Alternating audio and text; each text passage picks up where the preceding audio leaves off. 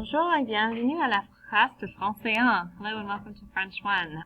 My name is Madame Filler, and I wanted to introduce you to French 1 and show you some great resources that I have on the Google Classroom.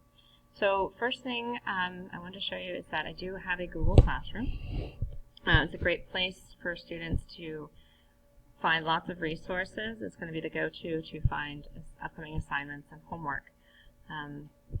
What we can do is we go to class links and info first in this topic. I have posted my syllabus. It will also be available on my website. I'm also printing a paper copy.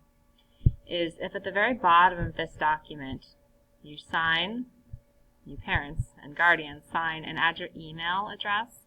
If applicable, I can add you to our Google Classroom account so that you can see a weekly summary of what your student has turned in and what he or she may be missing. So that's a wonderful resource. Another thing I want to note while I'm at my syllabus is that often my name, by students shorten it to Madame Filler or just Madame.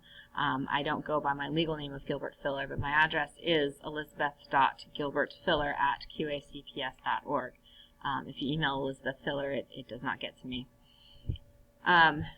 For French 1, we move at a fairly accelerated pace. We start off day 1 with going over the alphabet, introducing yourself, counting from 0 to 60. That's going to be about 15 class periods. Unit 2 is about 10. Unit 3, 10, 4, 10, 5, 10, 6, 10, with a few classes built in for studying for the midterm exam and the final exam. We have a textbook, but we keep it, it's just a classroom textbook. It is not something that will be checked out to students. I do ask that they bring their laptop charged every day. Students will need their own binder for French class with loose leaf paper with 7 sections. Some sort of divider would be appreciated.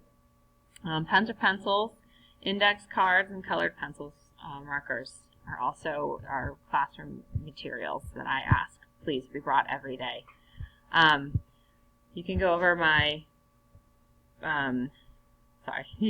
requirements and procedures on your own. The one thing I did want to highlight is plagiarism.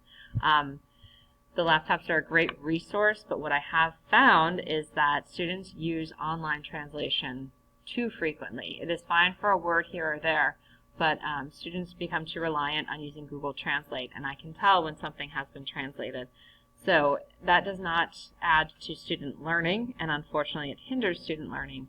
It is also counted as plagiarism, and it will result in that assignment being a 0. So please make sure to review with our students that online translators, while a good resource for a word here or there, are not something that should be used regularly. Homework will be assigned fairly regularly because French is a language, and with a foreign language you must practice it in order to obtain it. So there's going to be a good amount of homework. If a student is absent, he or she will have time to make up the homework missed. If there is no excused absence, then there is no extra time given to assignments when they are late. Going over my grading policy, the final exam is worth 15%. Summative assignments, these are your tests and projects, are worth 45%. And formative assignments like classwork or quizzes or homework, warm-up checks, all those kinds of assignments, are worth 40%. So please, like I said, sign and return with an email address if possible. If reaching you by phone is more convenient to you, then please add that as a note, add in your phone number, and I will know how to best contact you. Back in Google Classroom, I've got 3 nice resources here for learning a foreign language. Like I said, it takes practice to acquire a foreign language. So I have an online binder that supplements with the physical binder students will have to bring in. So if you go to Live Binder and you search Madame Filler, the link will be live tomorrow. Okay. It's not here right now, of course.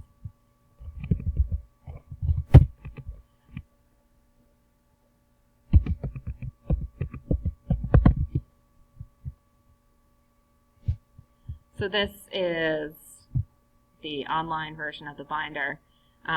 So you can see Unit 1, Lesson 1. The first thing we're going to work on is the French alphabet. Okay, and there's the alphabet here too. Some of the stuff does need to be rearranged. This has great resources to help students practice outside of the home, and they'll be able to